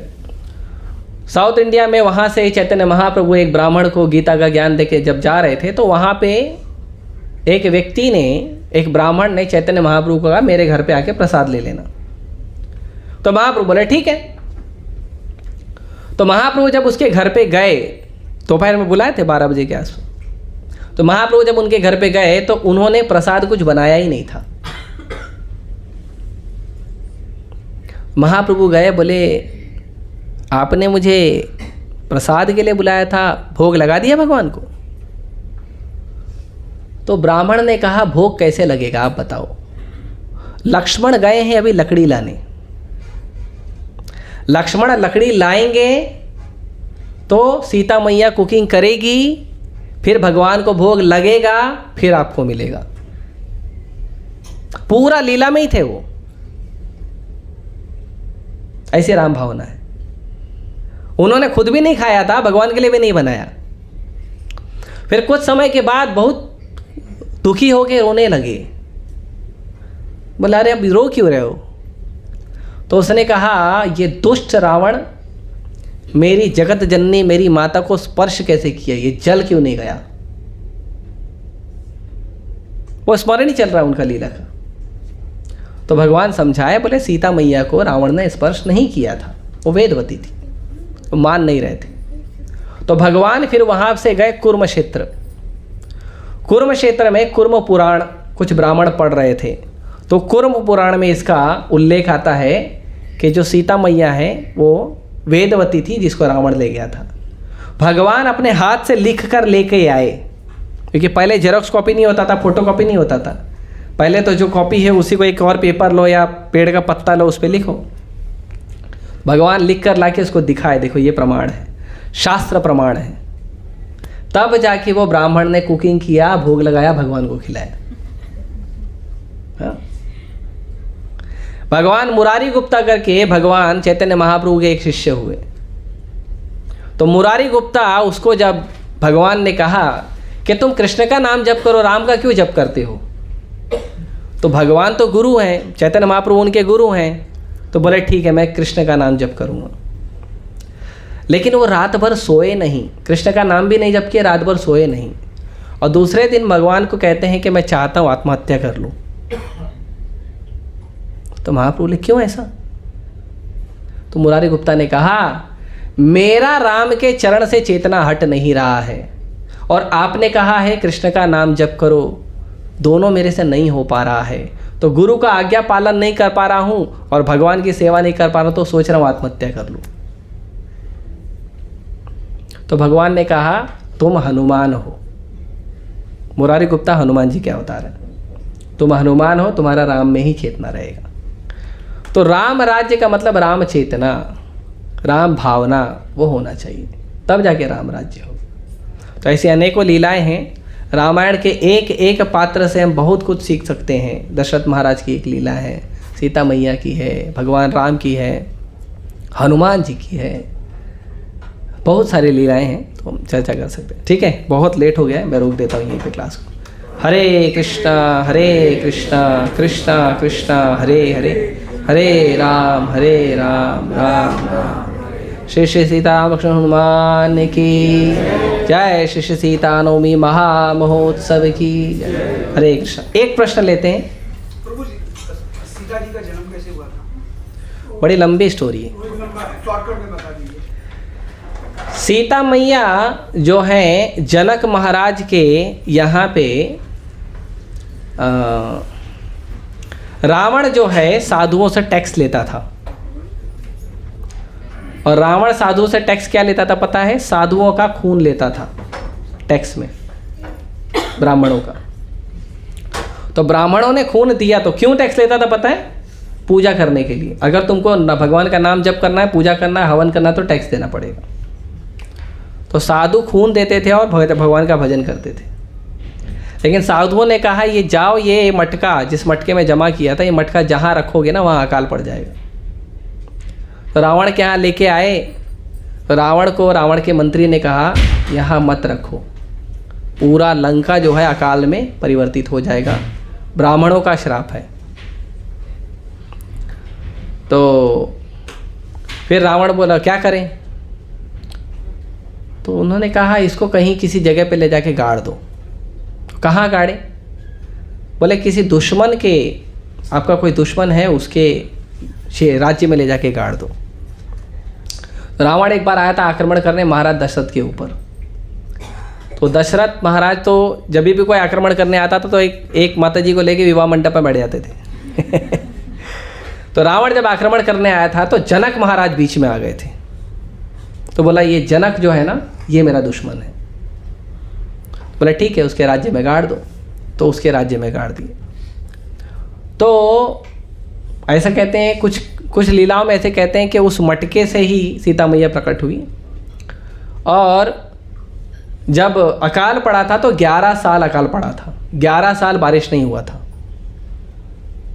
11 साल बारिश नहीं हुआ था तो साधुओं ने कहा कि अगर राजा खुद खेती करेगा, खुद हल चलाएगा सोने के हल से लेके, तो सोने का जो हल है, हल का ऐसा जो खुरपी जैसा हिस्सा होता है, नुकीला हिस्सा, उसको सीत कहते हैं, सीत।